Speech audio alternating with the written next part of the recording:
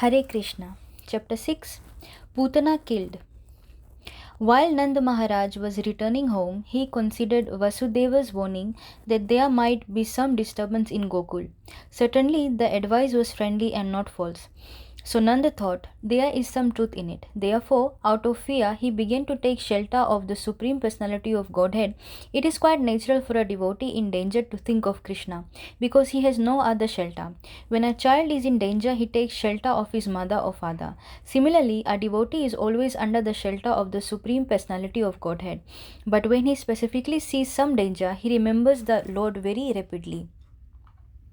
After consulting with his demoniac ministers, Kansa instructed a witch named Putana, who knew the black art of killing small children by ghastly sinful methods, to kill all kinds of children in the cities, villages, and pasturing grounds. Such witches can play their black art only where there is no chanting or hearing of the holy name of Krishna. It is said that wherever the chanting of the holy name of Krishna is done, even negligently, all bad elements, witches, ghosts, and dangerous calamities immediately disappear. And this is certainly true of the place where the chanting of the holy name of Krishna is done seriously, especially in Vrindavan when the Supreme Lord was personally present. Therefore, the doubts of Nanda Maharaj were certainly based on affection for Krishna. Actually, there was no danger from the activities of Putna, despite her powers. Such witches are called Khechari, which means they can fly in the sky. This black art of witchcraft is still practiced by some women in the remote northwestern side of India. They can transfer themselves from one place to another on the branch of an uprooted tree. Putana knew this witchcraft, and therefore she is described in the Bhagavatam as Khechari. Putana entered the county of Gokul, the residential quarter of Nand Maharaj, without permission. Dressing herself just like a beautiful woman, she entered the house of Mother Yashoda. She appeared very beautiful, with raised hips, nicely swollen breasts, earrings, and flowers in her hair. She looked especially beautiful on account of her thin waist. She was glancing at everyone with very attractive looks and smiling face, and all the residents of Vrindavan were captivated. The innocent cowherd woman thought that she was the goddess of fortune appearing in Vrindavan with a lotus flower in her hand. It seemed to them that she had personally come to see Krishna, who is her husband. Because of her exquisite beauty, no one checked her movement, and therefore she freely entered the house of Nand Maharaj. Putna, the killer of many children, found baby Krishna lying on a small bed, and she could at once perceive that the baby was hiding his unparalleled potencies, which resembled fire covered by ashes. Putna thought, this child is so powerful that he can destroy the whole universe immediately. Putana's understating is very significant.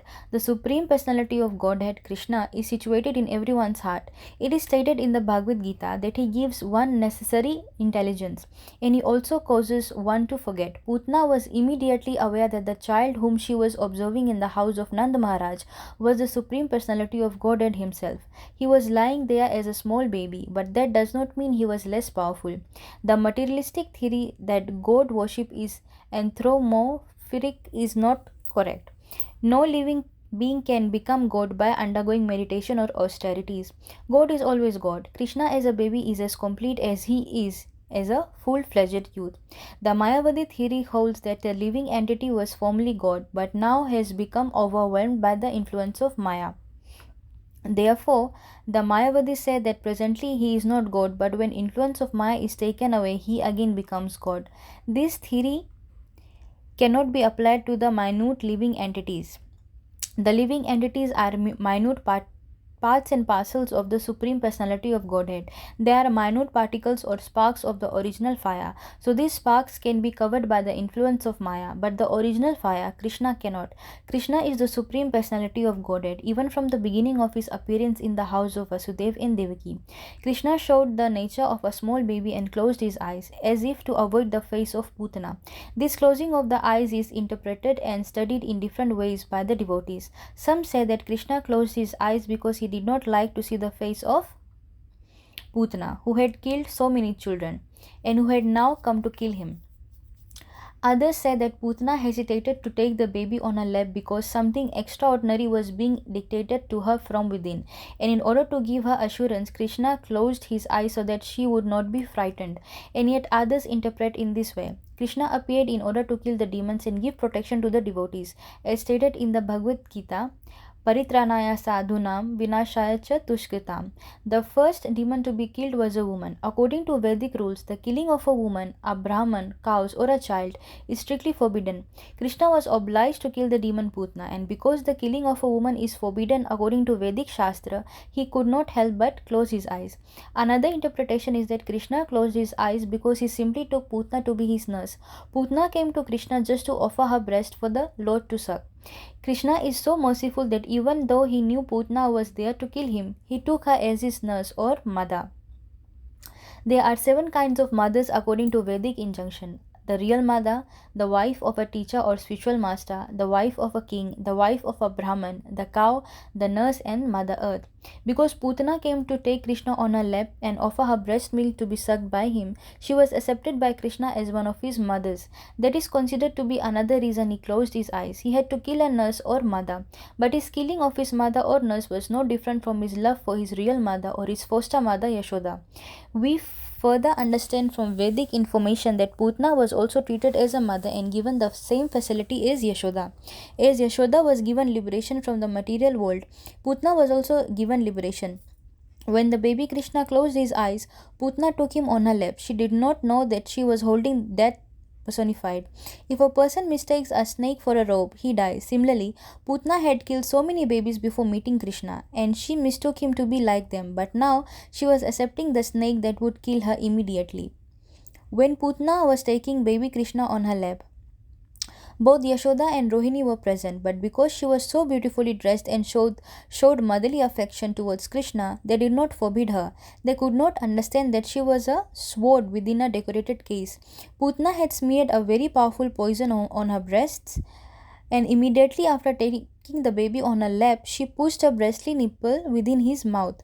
She was hoping that as soon as he would suck her breast, he would die. But baby Krishna very quickly took the nipple in anger. He sucked the milk poison along with the life air of the demon. In other words, Krishna simultaneously sucked the milk from her breast and killed her by sucking out her life. Krishna is so merciful that because the demon Putana came to offer her breast milk to him, he fulfilled her desire and accepted her activity as motherly. But to stop her from further nefarious activities, he immediately killed her. And because the demon was killed by Krishna, she got liberation. As Krishna pressed her breast extremely hard and sucked out her very breath, Putana fell down on the ground, spread her arms and legs, and began to cry. "Oh child, leave me, leave me," she was crying, loudly and perspiring. Her whole body became wet.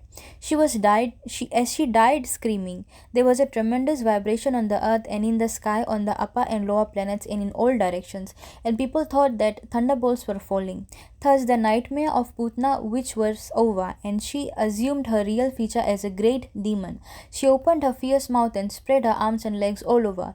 She fell exactly as Vritrasur did when struck by the thunderbolt of Indra. The long hair on her head was scattered all over her body.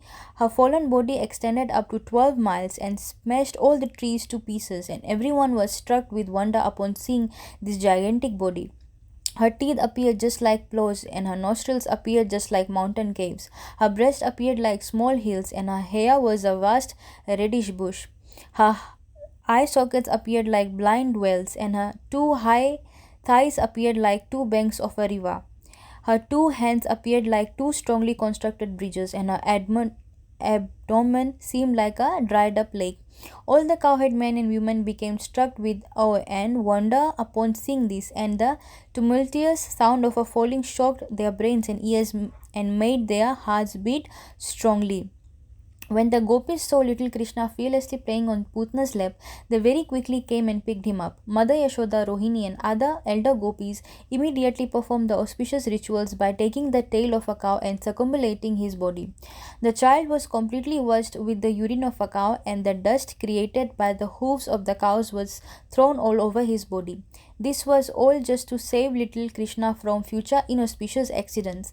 This incident gives us a clear indication of how important the cow is to the family, society, and to the living beings in general. The transcendental body of Krishna did not require any protection, but to instruct us on the importance of the cow, the Lord was smeared over with cow dung, washed with the urine of a cow, and sprinkled with the dust upraised by the working of the cows.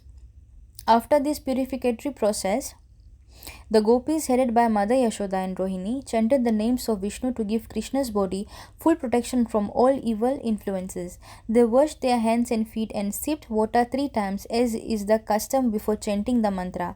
They chanted as follows: My dear Krishna, may the Lord who is known as Aja protect your legs, my Lord Maniman protect your knees, and my Lord Yagna protect your thighs, and my Lord Achyuta protect your upper waist. My Lord Hayagriv protect your abdomen, my Lord Keshav protect your heart, my Lord Isha protect your chest, my Lord Surya protect your neck, my Lord Vishnu protect your arms, my Lord Urukrama protect your face, my Lord Ishvara protect your head, my Lord Chakradhar protect your front, my Lord Gadadhar protect your back, my Lord Madhusudan, who carries a bow in his hand, protect your right side. My Lord Ajana, protect your left side. My Lord Urugaya, with his conch, shall protect you in all sides. May the personality of Godhead Upendra protect you from above. May Lord Tarksha protect you on the ground. May Lord Haladhara protect you from all sides. May the personality of Godhead known as Rishikesh protect all senses. May Lord Narayan protect your life heirs. May the Lord of Sveta Dweep, Narayan, protect the core of your heart. May Lord Yogeshwar protect your mind. May Lord Prishingarbha protect your intelligence. May the Supreme Personality of Godhead protect your soul. While you are playing, my Lord Govinda protect you from all sides. And when you are sleeping, my Lord Madhav protect you from all danger. When you are walking, may the Lord of Vaikunda protect you from falling down. When you are sitting, may the Lord Narayan give you all protection. And while you are eating, may the Lord of all sacrifices give you all protection. Thus, Mother Yashoda chanted different names of Vishnu to protect the child Krishna's different bodily parts.